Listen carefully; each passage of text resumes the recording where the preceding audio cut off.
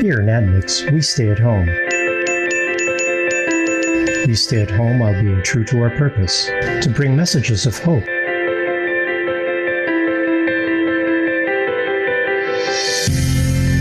To uplift the spirits of Filipinos. And to serve from our hearts.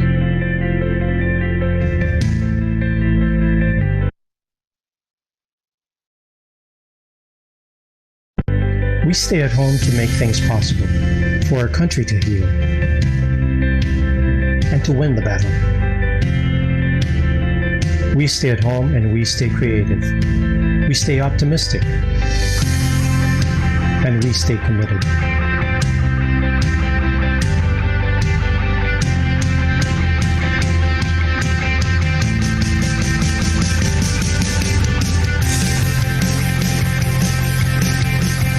We stay at home now, so we can go out of home soon. We like to move businesses ahead of the game, and now we are bringing the best innovation to put your brand on top. Introducing HDI Adapt. Win your customers with a winning online presence. Manage your winning campaign in a cutting-edge, all-in-one solution. Automate and optimize your campaign across multiple marketing channels in the easiest way. Know more about HDI Adapt. Ask any HDI account manager about it, or email us at hdiadapt@hdi.com.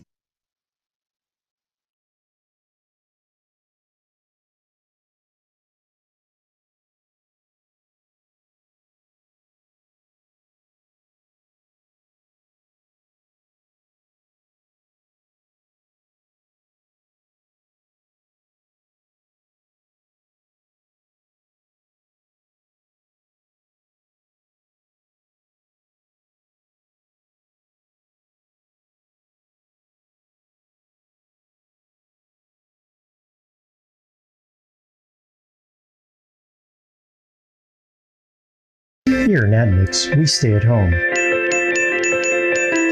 We stay at home while being true to our purpose, to bring messages of hope.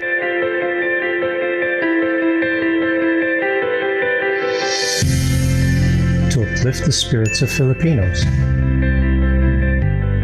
And to serve from our hearts. We stay at home to make things possible, for our country to heal, and to win the battle. We stay at home and we stay creative. We stay optimistic, and we stay committed.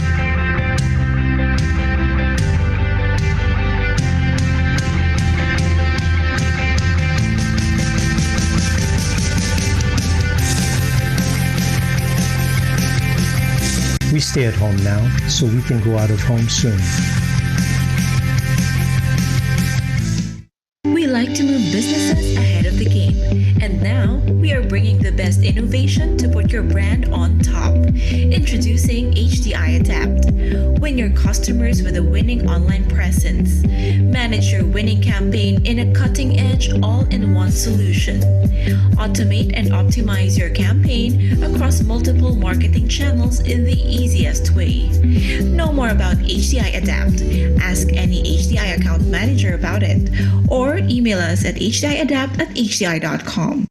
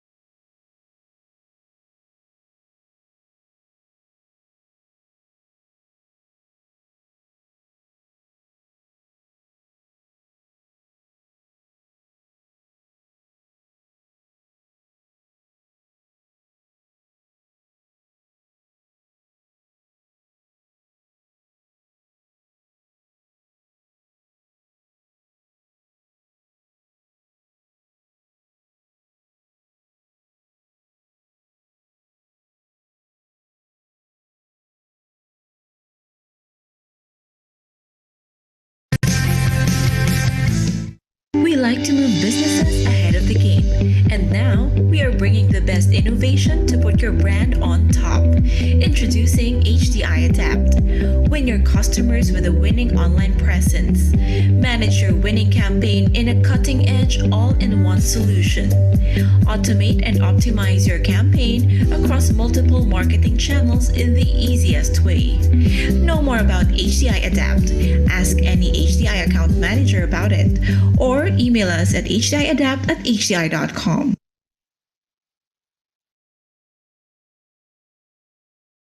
Here in AdMix, we stay at home. We stay at home while being true to our purpose, to bring messages of hope.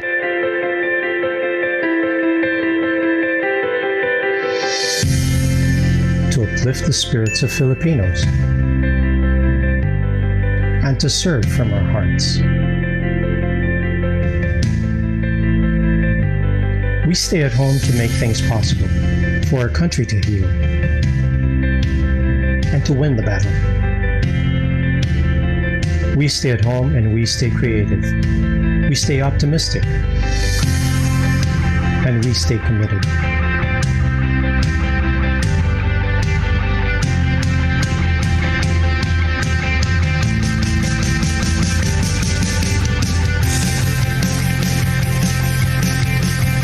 We stay at home now so we can go out of home soon.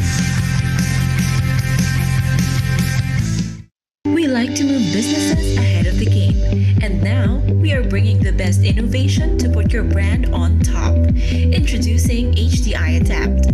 Win your customers with a winning online presence. Manage your winning campaign in a cutting edge all in one solution. Automate and optimize your campaign across multiple marketing channels in the easiest way. Know more about HDI Adapt. Ask any HDI account manager about it or email us at hdiadapt@hdi.com.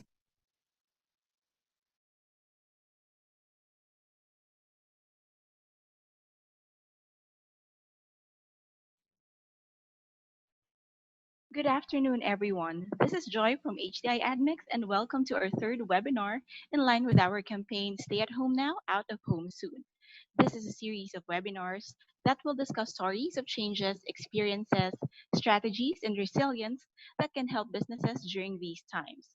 We will be featuring inspiring marketers and business key leaders who can share with us their business challenges and how they turn those into opportunities.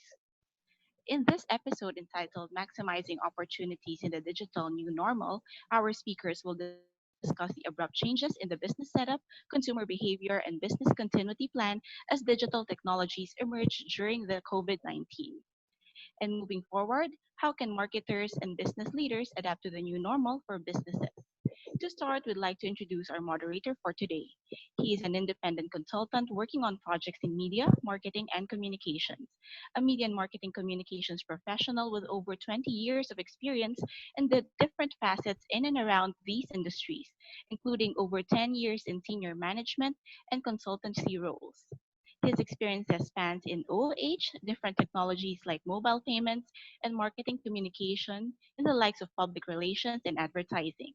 Ladies and gentlemen, please welcome Mr. Bing Kimpo.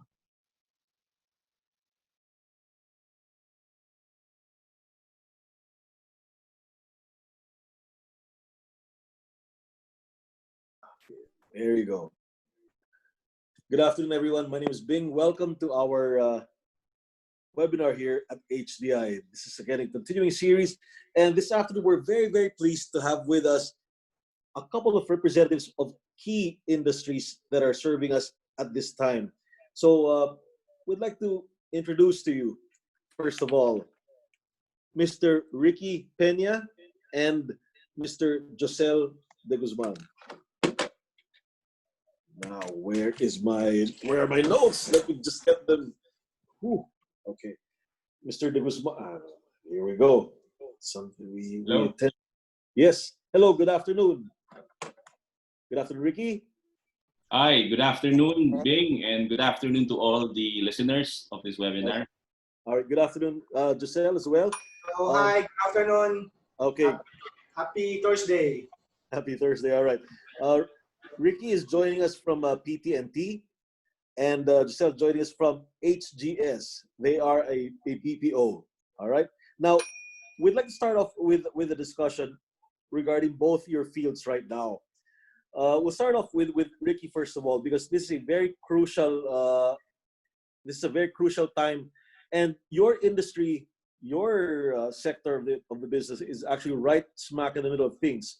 People are going through what they call digitalization. We're trying to digitalize a lot of the processes, a lot of the things that we do.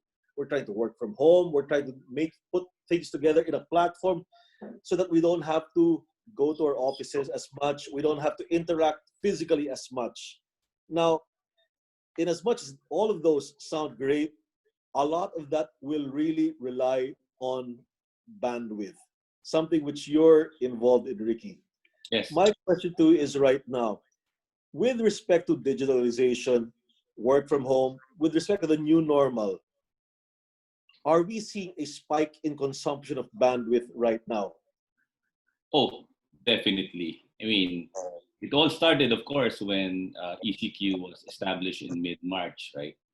And people were on lockdown. They were shut down in their homes, no? And Yeah. their only connection to the outside world is the internet. And because of that, there was a spike in internet traffic that required a lot of bandwidth utilization.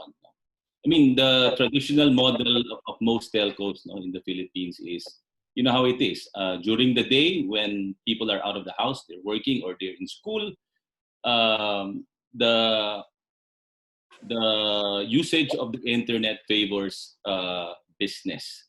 But in the evening, when people return to work, it switches to residential. No? So what has happened since the lockdown is, the peak hour for internet usage is practically 24/7. So this is actually putting a lot of strain, on the networks, on the telecom networks. No? But I mean, that's why you would probably note that there are a lot of complaints on the quality of service, of some companies. No? So that is partly the reason why. No? I mean, the kind of internet usage volume that we're seeing now, is unprecedented. Yeah. All right. Which begs the question then. This will really go on for the next several months. Correct. And as a matter of fact, we're entering what they call now the new normal phase, wherein we'll continue with a heavy reliance on digital technologies, on digital as a way of life, in effect. And it's ushered in. I was listening to you earlier, just offline before we went to the webinar. You were discussing that a lot of things are going to change, and they already are. My question is our country, from the perspective of bandwidth and infrastructure, are we ready for these changes that are upon us? Well, to me, it's not a question of are we ready. Yeah. We just have to make sure that we are ready, for whatever bandwidth situation we might have. So it's from a resource management perspective, we just have to make really good use of the bandwidth that's available. Okay. Whereas a lot of people are doing streaming services right now, no? So that's adding to the strain. No? But I do believe that there are opportunities that this pandemic has brought forward. No? And when you mentioned it, it's about ushering in or accelerating the digitalization, of the economy and society. No? So that can only be a good thing. And I guess things will stabilize. No? I mean, I'm sure all of the telecom network operators, are doing what they can to augment their bandwidth reserves. No? All right. Which leads me to ask a question: what are you at PTNT doing?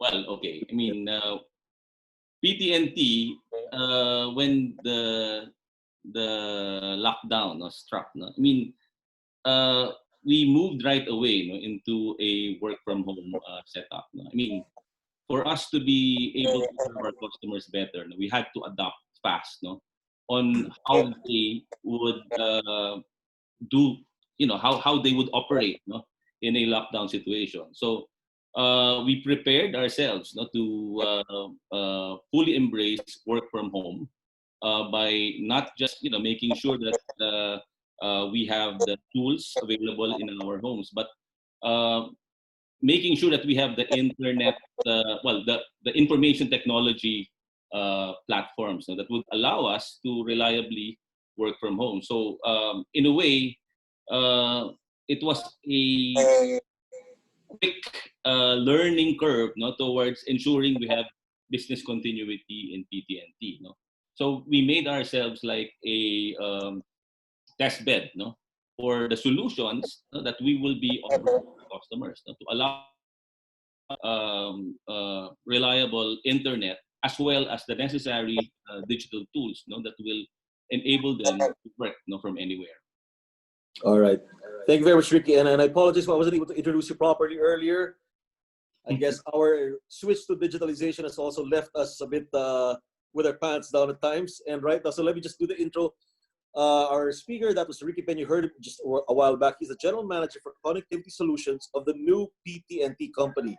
He is a seasoned telecoms executive with over 24 years in building the wired and wireless data business for carriers like Smart PLDT, Digital, and Sun Cellular. He was also with wireless broadband pioneer Meridian Telecoms in the mid-2000s, which was later on sold on to Smart.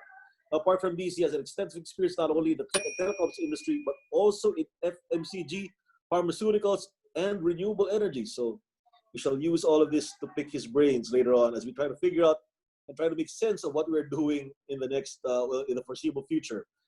And get this, he's also the president of the UP Industrial Engineering Alumni Association and a member of the UP Engineering R&D Foundation. So that was Ricky Peña. And again, my apologies, Ricky, for not introducing you properly right at the onset. It's all right. All right. Our next speaker is Josel de Guzman. He is an award-winning strategic corporate communications executive specializing in crisis communications, advocacy, PR, marketing, and internal communications, having done that since 1998 with a wide experience in various industries such as telecoms, financial services, FMCG, logistics, and now BPO. He was previously head of PR and communication strategy at Globe Telecoms for 7 years before joining HGS as now head of corporate communications. Prior to this, he was also global head for corporate communications at LBC and worked as marketing services manager for Alaska Milk Corporation.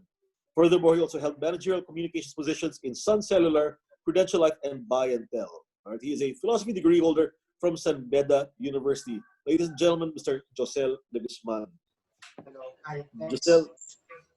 Josel, I'm gonna pick your brain right now and this will do more about with your corporate communications background at this point. Okay.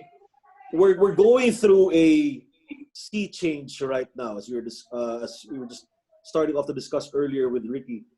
We're going through a sea change right now wherein we've never really done this to this extent, and this whole, it's like people, the rug was just pulled from underneath us, and because of that, we have to talk to people about what to expect, what do we go, even if I guess corporation management are feeling their way around as well. All of us are in the business of communications in one way or another. What do you think are the important things to remember as we take our organizations and our clients and our partners through the changes that we ourselves are going through? Well, hi. Thanks, Bing. What we have to understand right now, it's really, we are in an unprecedented situation. It's really a pandemic. It's almost part of the like what they said, apocalypse. But right now, having been here in a quarantine for months now, I think we have become used to what we have now. But it's still basically mindset. It's really a mindset change, even before the pandemic. Let me highlight something. Even before the pandemic, the Philippines has been really on its way when it comes to digitalization, particularly the typical digital Pinoy. Let me cite some figures. Right now, by the end of 2019, we have 73 million internet users. Yeah. And we have also 73 million social media users, making us the social media capital of the world.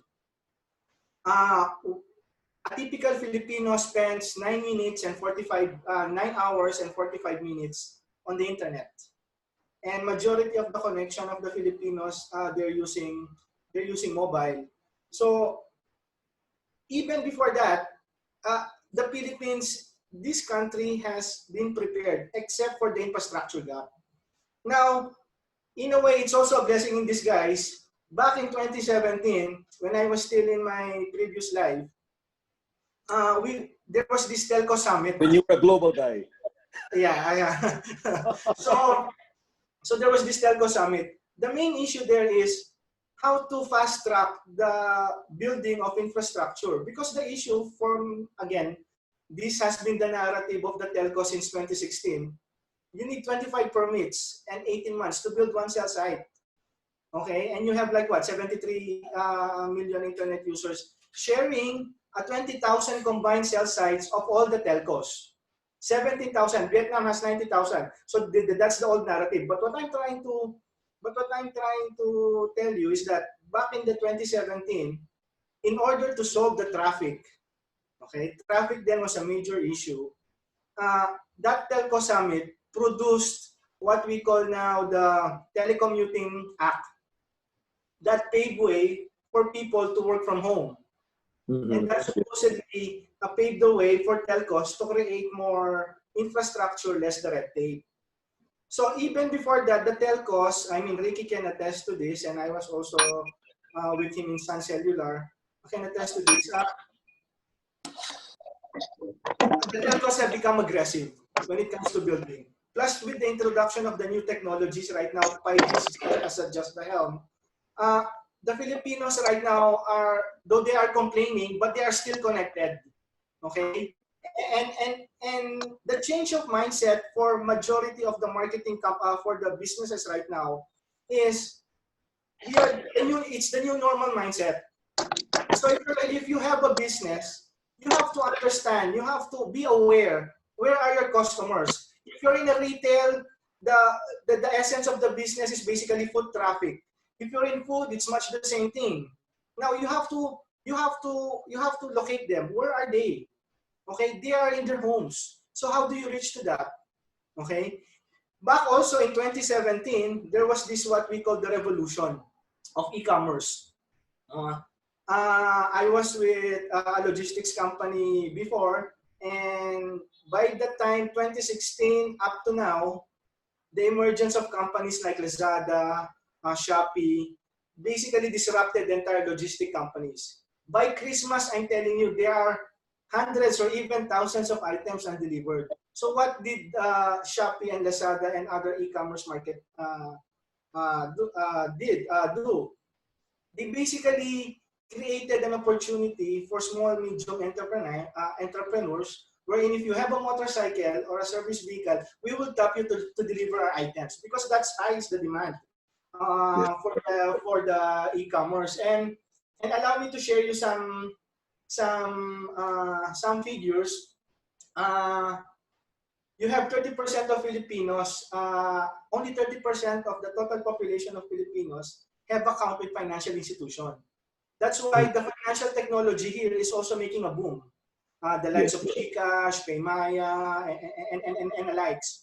So it's this entire ecosystem creating the digital economy. Plus, of course, its basis is the infrastructure.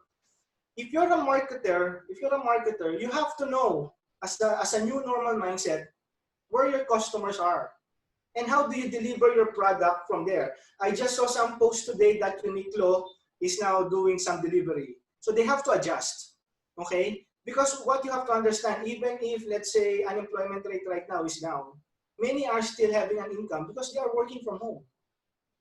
They are working from home. And it was also predicted, most of the internet users, 76% of them, even before the pandemic, have actually 76% out of the 73 million have actually purchased something online. So you have that market. And what's the trend right now in Facebook? you have 73 million Facebook users. Out of those 73 million Facebook users, you are now seeing the emergence of SMEs, MSMEs selling, let's say, I have a friend who sells sisig from Aling Lusing in Angeles. So he was able to create that gap and able to sell sisig in NCR.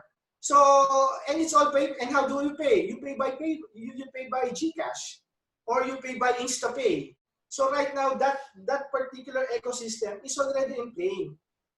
Marketers, small, medium entrepreneurs must be able to take advantage of this opportunity. Yes, we are in a crisis, but there's also an opportunity, particularly online. Our world has become basically a screen-based type of existence. I mean, everything is all screens. You meet your screens, you do reunion via screens, you do an emergency meeting via screens, you talk to your relatives, family members via screen, your entertainment is all screens, everything is at home. My God, even sex is even on the screen. So what I'm trying to point out, this type of behavior now, consumer behavior, must be taken into consideration by advertisers and marketing. Plus, what you have to understand, it's no longer a product-centric benefit type of marketing. It's basically how do we provide convenience? It's basically a customer experience-centric type of communications. So how do we deliver this to you in the most convenient way? How do we pay? So that's why yesterday you have a Lazada. Lazada is having a heyday right now because they just had a sale, mid-month payday sale. So, and I'm sure even in Lazada right now, you can access groceries. Even Angkas has transformed itself from a ride-hailing motorcycle vehicle into a logistic delivery company. So you need to adjust. The mindset of a defeatist mindset right now is mahina ang business. Well, you have to adjust. What you have to understand, you have an operation cost monthly. Most of those operation costs will be offset now because let's say, for instance, if you're not opening your restaurant, and then probably this part of the cost can be transferred into the delivery option, in the delivery side. So you have to be more creative and more disruptive, and there are so many webinars right now to teach you how to do that. All right, Joseph, again, as a communications person right now, how do people, what should be the mindset of companies that are continuing their business as they try to communicate the changes that they're making? I mean, right now, everybody, a lot of our processes have been disrupted, and you've got to be able to show people, to tell people that things have changed. What you used to do 1, 2, 3, 4, 5 is probably now, there's 3, 4 more steps, or probably less steps, whatever the case may be. But there obviously is a challenge right now because many of the traditional media, and particularly, I'll be the case for I'll just cite HDI that has traditionally been in the outdoor media, in the outdoor out of home media. They've sort of, well, there's not much of an audience outside. So how do you right now, one, change the medium, and secondly, what's the tone? How do you strike the tone? Because right now, I mean, you can't be jumping up and down and saying, "Oh, yippee-yi-yo," because obviously, people are going through some very tough times. From a communications person's perspective, how do you communicate the sea change that we're going through at this point? Okay, what I've done in my career throughout the years is basically disrupt what these traditional media are offering. I mean, ever since when I was in Alaska as the head of marketing services, what you have to understand, the traditional mindset of the traditional media people is to sell. If you're in print, they will going to sell you supplements. If you're on TV, they will sell you airtimes, okay? And plus, if you're going to put, let's say, disrupt a particular program, you have to put 3 30 seconds advertisement. Or the same thing with radio. The same thing with OOH on a per month basis. But everything evolved. So even before the pandemic, the issue right now of the traditional media even during when the ad board was still alive, this is already the concern. You have to understand digital marketing or the digital media, whether it's social or internet, has basically eaten up, okay, into the pie of the marketing budget. So before, if I'm going to plan, I have 100 million budget. I'm going to divide this into three or prioritize TV, this, use print here. So the media mix is now basically more dynamic. Okay. Now, when I was back in Alaska, this was as early as 2008 after my Sun Cellular stint, because I handled the media buying in Sun Cellular. So what I realized, because I'm also a PR practitioner, I want my stories in that I want my stories in that medium without paying. Okay, so how do I do this? And then that was the time when I realized how valuable is content. You have to remember all the media mix. Okay, even the advertisers and the marketing should always they should not look at the traditional marketer, the traditional media as simply as channel. This is where I'm going to put my product. Okay, what they have to understand is content is also valuable. I'm going to cite Philippine Star as an example. Lucien at that time, back in 2008, I said, now this can be told, secret dati to eh. So I want to put my Alaska Football Coming the Sports page as an article. Okay? So by doing that, and then there's a Pacquiao event on my Alaska Football Cup day. So at the back page, you have Manny Pacquiao, and then I have my story here on the side. So it's like, and of course the sports editor would not like that. But at the end of the day, you have to, you have to credit, let's say, the organization for opening up their editorial. Of course, they have to declare that it's a paid content, but there's also a way around that. It's the same thing with out of homes. I mean, back in the day when during the time of the ad board where OAP was still very active, the outdoor has also evolved. But what is the similarity of an outdoor space and the digital space? Right now, you have clutter in the outdoors. You have also clutter in social media. You have 3 seconds to basically send your message in the billboard. 3 seconds because umaandar ka eh. Okay, dapat nasa right side. You have 3 seconds. In the digital or social media, it's much worse. You have like 1.3 seconds to get the attention of your market.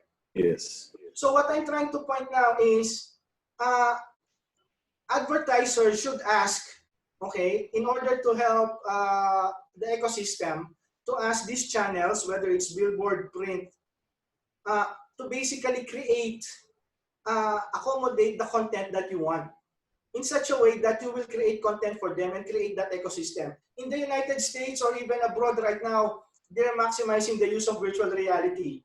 You have to be able to connect. The mobile device has become the second life of the extension of life of every person.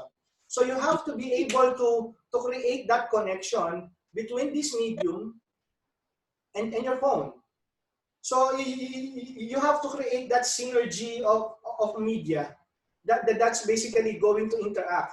So let's say, for instance, if you're a traditional advertiser, you're going to put up a billboard, oh, buy this because product benefit. No, you have to use that. You have to use that medium right now to go into a different channel. You have to. Everyone kasi is in digital eh.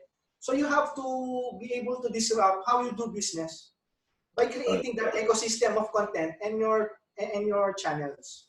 All right, Ricky. I'd like to ask you now. Ricky, you've had the good fortune of being able to work with leading brands, and you've also had the privilege of work with challenger brands. Right now, I think yes, well, there are leaders and challengers at this point. In a sense, the playing field has sort of been leveled. In a sense, right? for much of the industry, for many categories, let's put that that way. Many categories, it's been a level playing field, and the pandemic, in a sense, has really just put a soft reset to many categories, many industries. From your perspective, having been in the driver's seat or in key management roles in both leading brands and challenger brands right now. What makes things very, very different now, and how do you navigate? How do you navigate in this new normal right now? Very interesting, and I'll just cite case in point right now. Before you came in, I think before you came into PT&T, things you were a challenger brand. You've got, of course, the big giants out there. Now all of a sudden, there's a huge demand for things, and all of a sudden, it's all things are sort of equal because there's such a demand for connectivity wherever you go. Uh, how do you approach these things right now? Well, okay. Thank you, Bing, for that wonderful question. But if I may go back, I mean, how do we communicate what's happening? I mean, Sure. I think we're so far from solving, the problem brought about by this pandemic. We're still so far away, and there's so much uncertainty still ahead. So, if we talk about the new normal, I don't think that we are seeing the new normal yet. Things will Yeah. still evolve. Okay, there will still be a lot of changes. As each week progresses that we're still on lockdown, we see a lot of people losing jobs. We see a lot of companies closing, whether permanently or temporarily. So there's a lot of suffering. I mean, and obviously you will need to really take a deep look into how this will play in your business, because these are realities that confront all of us, right? Now, to your question, I mean, how do you navigate these rough seas? And really, these are unprecedented times. I mean, we would not have thought that this could happen in our lifetime. Some people would equate this to like World War II proportions. I mean, how it was way back then. But okay, I mean, how do you navigate in these times? I guess you have to go back to fundamentals still. And when we talk about marketing, it's really how best do you reach your target market, okay? And how do you best satisfy their needs, right? So it's for sure not product related or product focused. It's really more customer focused. You have to understand your customer. You have to see what their pain points are right now. Okay, and then if you have something to offer, make sure that it is something that will address their need. Okay, now given the multiple problems that we face, okay, I mean, what needs to be done? I think it's a time for us to imagine things. Okay, as you said, yes, this pandemic has somehow been a great leveler. Okay, such that a company like PT&T could very well play against the big boys in this industry by becoming more innovative, by becoming more creative, right? Thinking out of the box. No, now I will draw inspiration from what we went through in Sun Cellular, and Josel was there. We were Yes. together in Sun. I mean, the Sun Cellular story is a story of breaking the rules and creating rules that would benefit you. And that's the reason why we came out with Call and Text Unlimited. I mean, it was a very disruptive play. And it changed the rules of the game. It led to Smart and Globe to try and come up with their Call and Text Unlimited versions. Yes. By the That's right. time that they did that, we were already able to build a critical mass, and it was so hard to stop the momentum that we had built. Okay. Now, in our current setting, I mean, what are the golden opportunities that lie ahead? As they say, I mean, don't waste a crisis, because behind every crisis is an opportunity.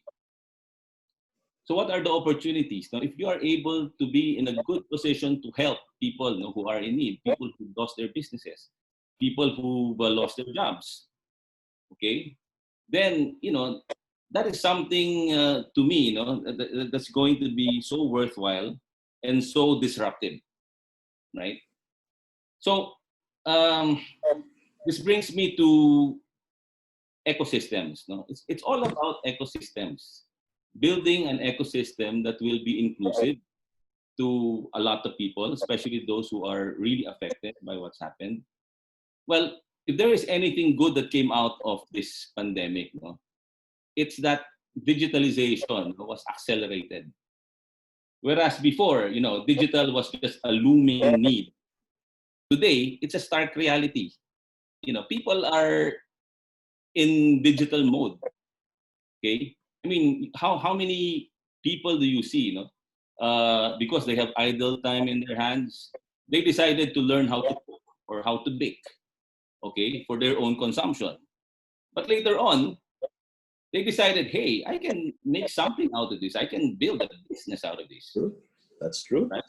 So there you see the seeds of enterprise, right?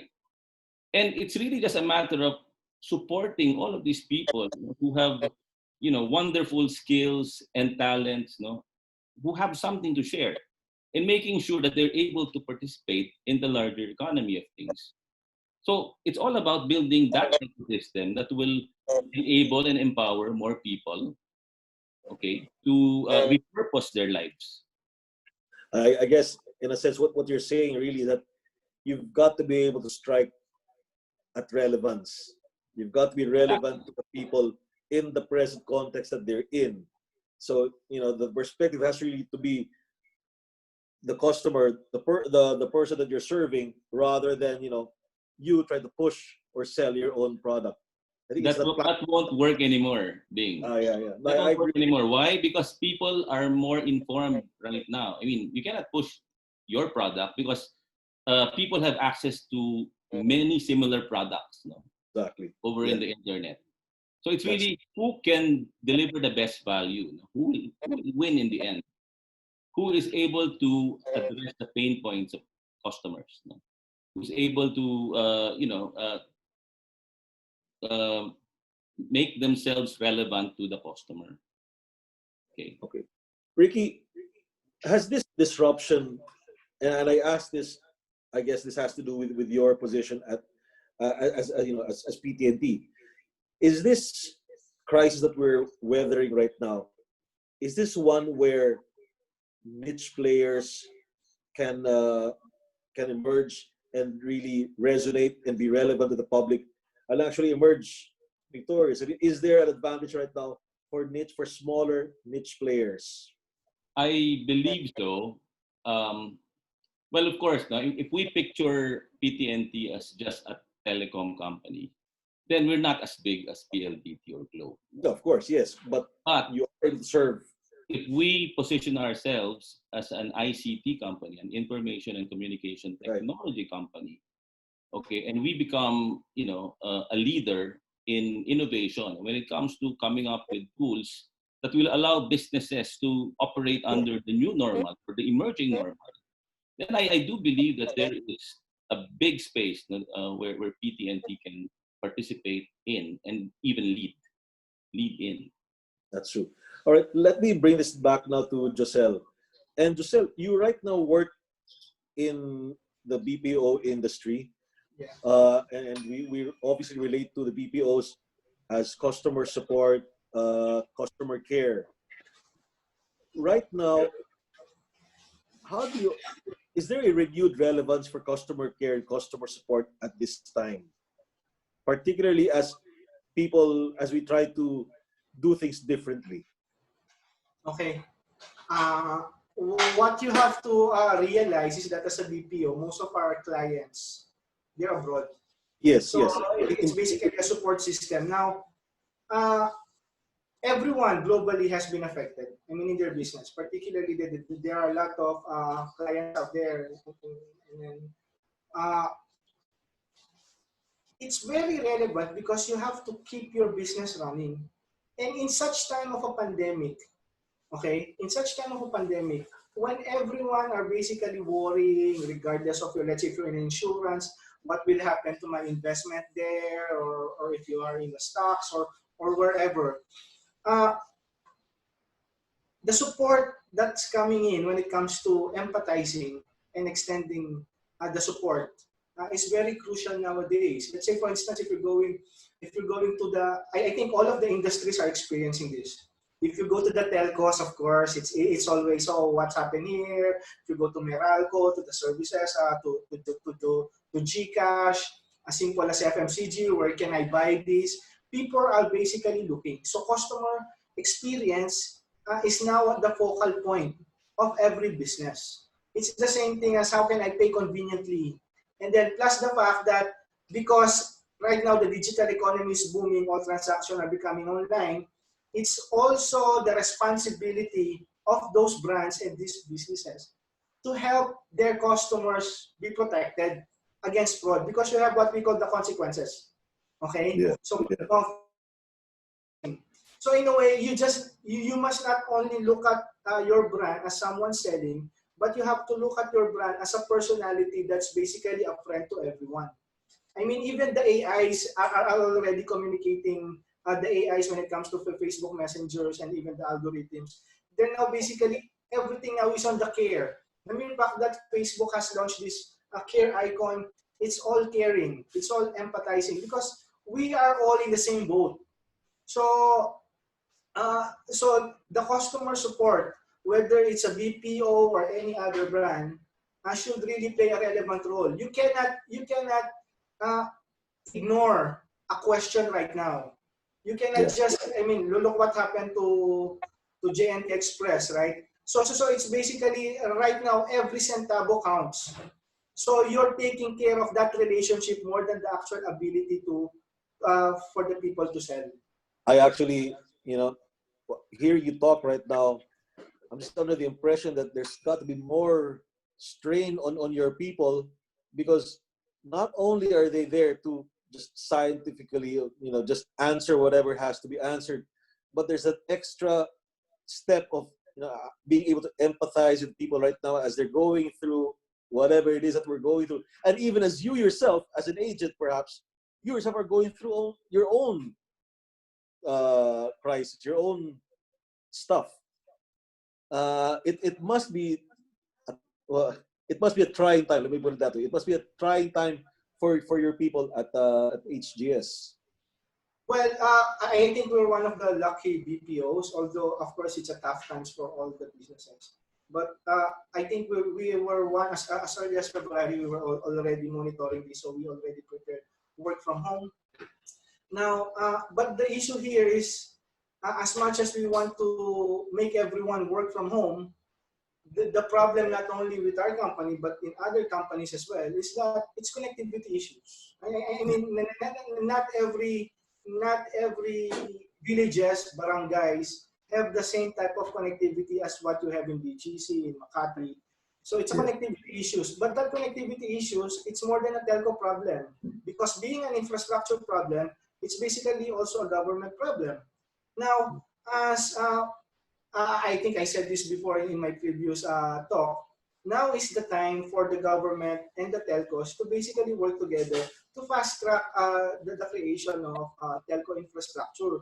Because right now, a person without an internet connection is also a person that you're depriving of livelihood to make a living. So it's really now crucial, because this is your connection to the world. We are not yet safe. We are still in a pandemic, even we're under GCQ. Most of the business owners and executives must recognize that. Yeah. Okay. So there. Interesting that you mentioned that, because even the International Telecommunications Union, I think, and then Broadband Foundation, they're really looking at the capability to access broadband essentially as a human right already. I mean, then they're listing down all of the countries that have difficulty in accessing decent broadband connectivity. Yeah, actually, it's now the most important aspect in the Maslow hierarchy of needs. So it's really up there. It's the Wi-Fi connectivity, because it's basically life. I mean, our life right now has become digital without us knowing. People are still talking of digitalization, but Filipinos have been undergoing digitalization as early as 2014, when Facebook was introduced for free, the emergence of Viber, the emergence of all of this app right now that we are enjoying. So right now, just look at 5 years ago, it's totally different right now. And this pandemic, like what Ricky said, has just fast-tracked the digitalization. Now the government in this aspect must also be able to catch up because they play a major role. And that's why I'm happy with the NEDA right now has recognized and has prioritized the digital economy.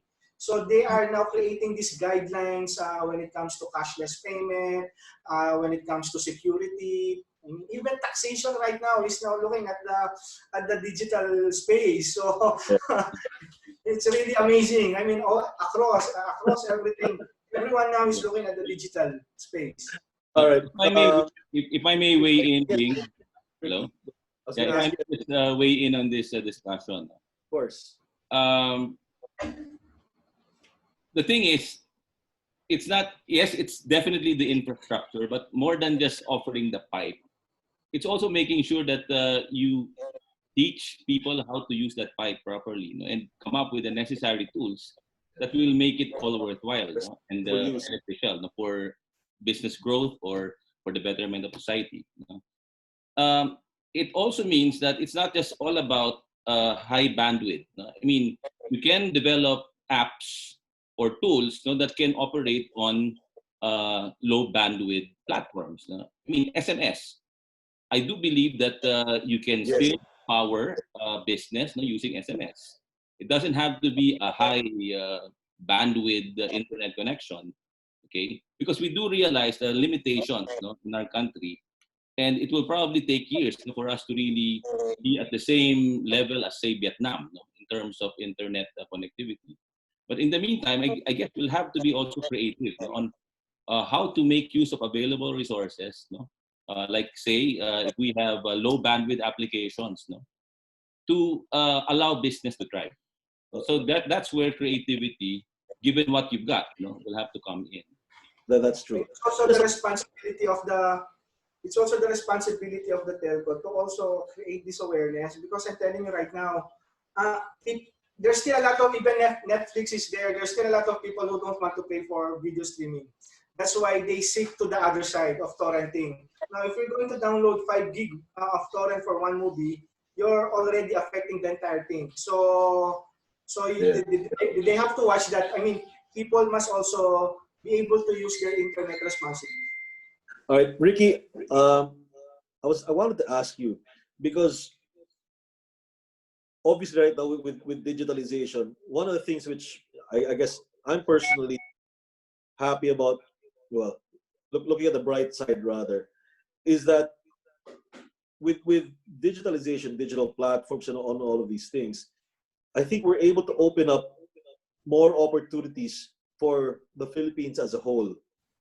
For much of our lives, really, the Philippine economy has been very, very Metro Manila centric. Right now, with Metro Manila being bearing the brunt for so many problems right now, we're really seeing the need to be able to open up other fronts, storefronts, battlefronts, whatever you call them, in other parts of the country. My question is this: do you see do you see industry companies moving outside, or expanding and doing business, opening themselves up to the entire archipelago, and not just focusing on Metro Manila, where we've really been for the past several decades?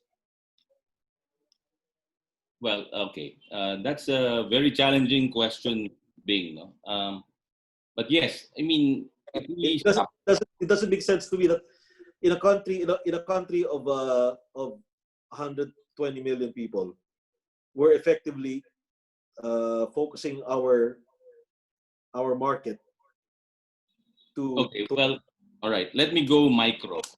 I will Okay, go micro. Okay, I will go at the community level. Okay, sure.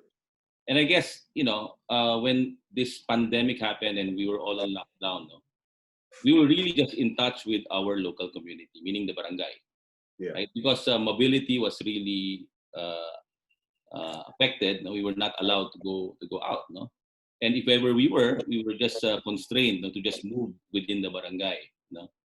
Now, during this time, it dawned on me, hey, I mean, this is a good thing because you get to know your neighbors again. You get to know what is operating inside your community.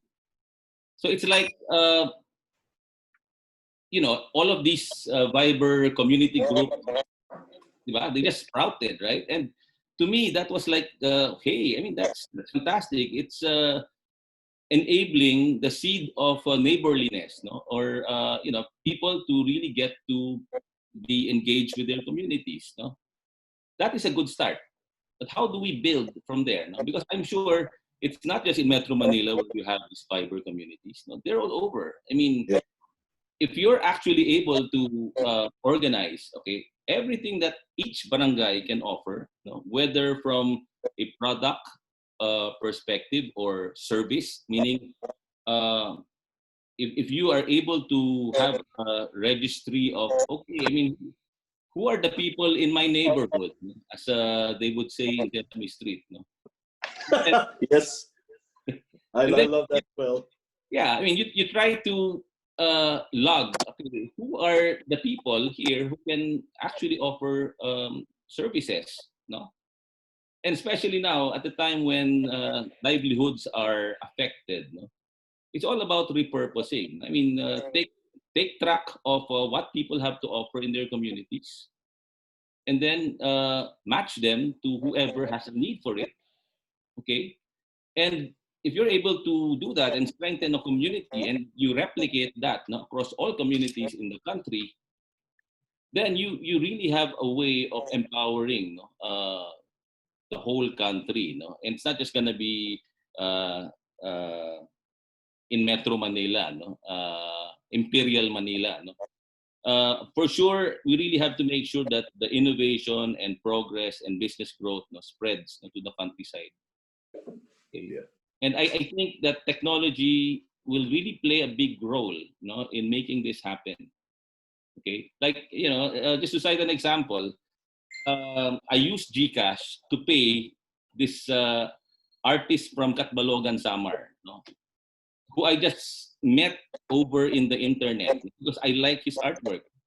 And what I did was I commissioned an artwork, no? And okay, so I paid him the advance using GCash. And then, of course, he was showing me the progress of his work through Viber. And then he delivered it using one of those logistic companies, no? And this was a practically physical contactless transaction, no? that's true. And I was able to help somebody in Samar. Well, So if we're able to actually promote, no, these exchanges, no, throughout the country, I think that the progress will really be more inclusive, no, around the country. and I'm really glad that you bring that up because we've got to get something positive out of all of this, and this has to be a process where we learn and reinvent ourselves, and hopefully for the better. All right, we've got questions right now from the floor, and first is this. This is for Josel. All right, if we have shortage in bandwidth, how would BPOs operate with efficiency despite their problems with regard to data? All right, so Josel, they're I'm going asking. to answer that two-pronged. The first one is what you have to understand as well is that when you go to the telco, okay, even if they're telcos, their existing product lines have yet to be developed for the new normal. So they will still offer you this certain level of connectivity, etc. Now you have to go to them. What you in a telco product category, you have the enterprise, you have the small medium, and you have the individual at home. Yeah. Now what happened here is that most of the people right now are at home. Yeah. So you no longer have that dedicated line to give you that efficient internet connection. You have to go to them. Okay, you have to go to them and tell them, what can you offer us other than individual? Because what they're doing right now is basically, you have to subscribe to this 100 Mbps at 2899 or 50 Mbps at this much. But those are individual line. they have to be able to disrupt their product category in that sense. I'm telling you, go to them, they can do that. They can do that. Okay? They can do that. Okay. Number two, while waiting for such services and products from the telcos and internet service providers, uh, the danger there is basically you have to, it's no longer on one side, but you have to be able to learn to creative, to build pop-up sites where internet's strong, particularly those in the outskirts of Metro Manila, let's say in Taytay, Laguna, Bulacan. So you have to be able to find a location, create that pop-up site, and then put your people there instead of reporting to work in NCR. Because if you notice, majority of the people, they are already under MGCQ. Okay? Yes. So in order to find that, make a group of 10, 50 people, several pop-up sites. I mean, I'm sure that's more efficient than transporting everyone from one point to point B every day. Another aspect that they can look into is to expanding the work from home program.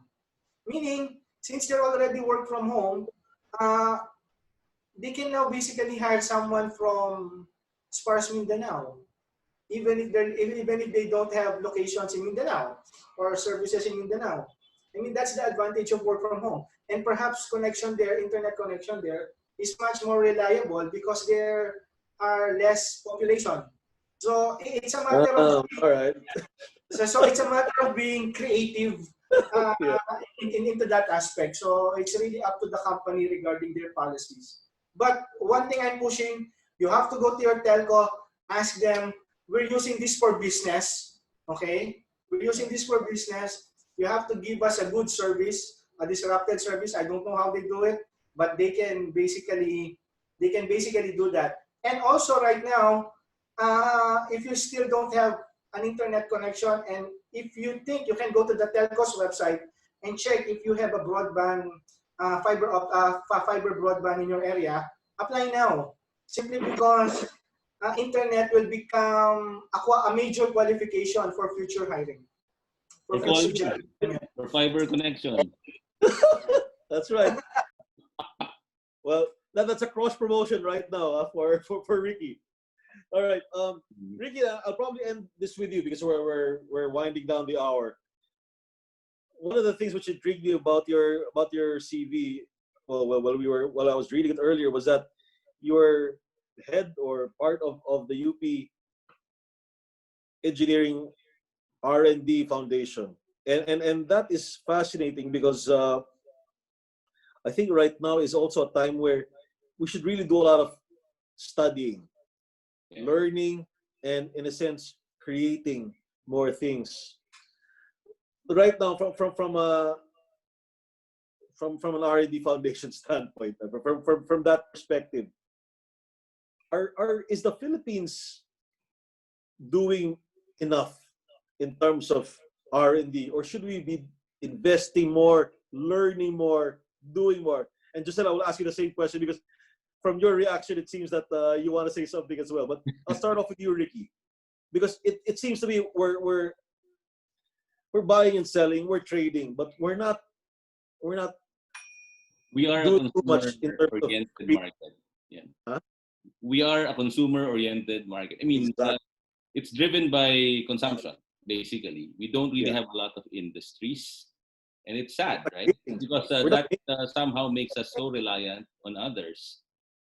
And if there is one big lesson that this pandemic is teaching us is to be more self-reliant.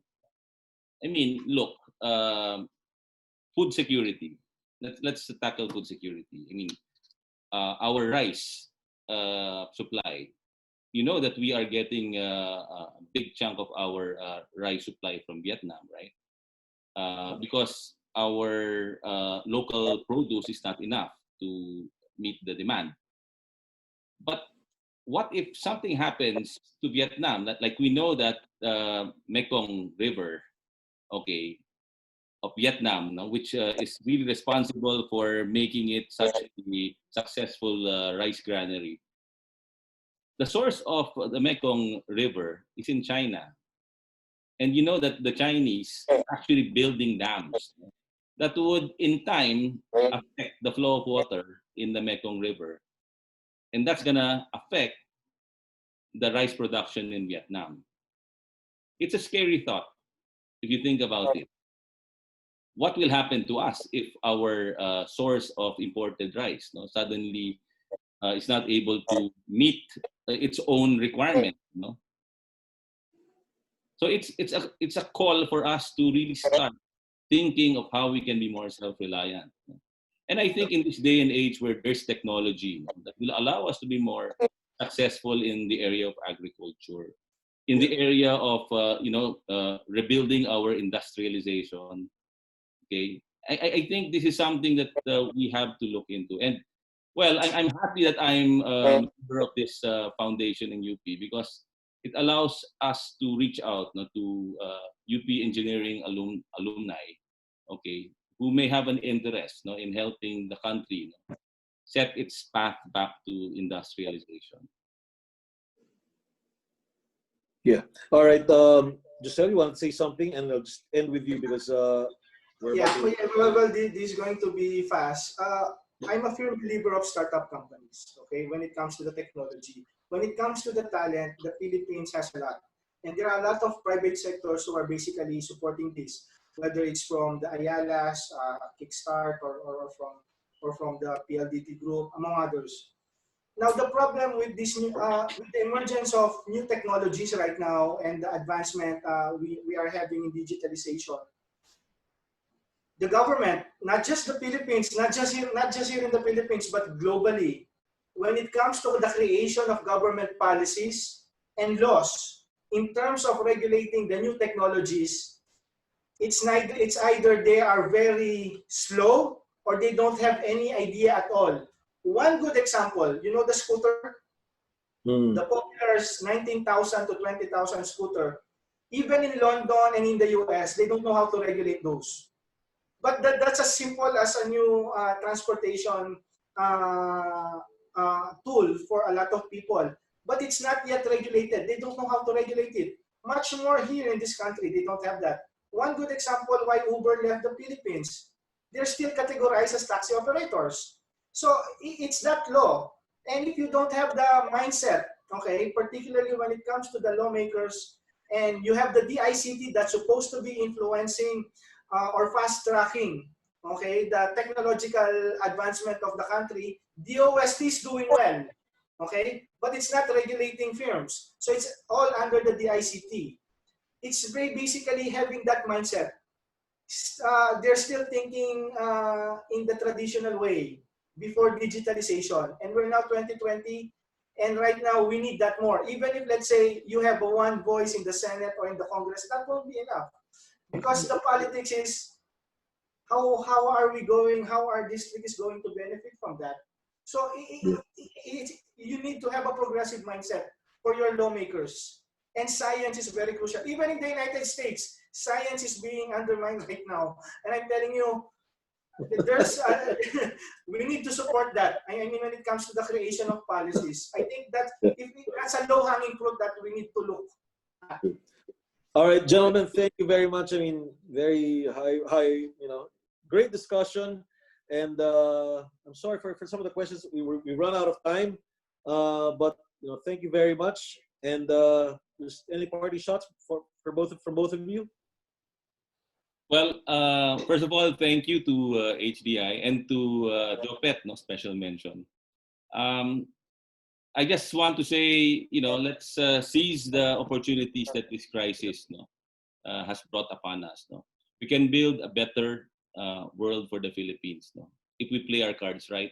And definitely, I agree with Giselle. I mean, the regulatory aspect really needs to be fixed. All right, Giselle? Yeah, I would like to thank Raul and, of course, Jopet for the opportunity to be part of this webinar. And of course, like what I said, it's really up to the individual because it's having that mindset. Even let's say if you just own a small medium business, if you know how to take advantage of the opportunities out there, be it in a crisis or not, it's really having that correct mindset to disrupt that industry and to basically grow your business. And All right. as long as you're staying safe. So stay safe. Stay All safe. right. Thank you very much. So, and Ricky, thank you very much. This has been Bing and HDI. Thank you very much, and stay safe, everyone. Good morning. Sorry, good afternoon. Enjoy. Thank you. Say a prayer.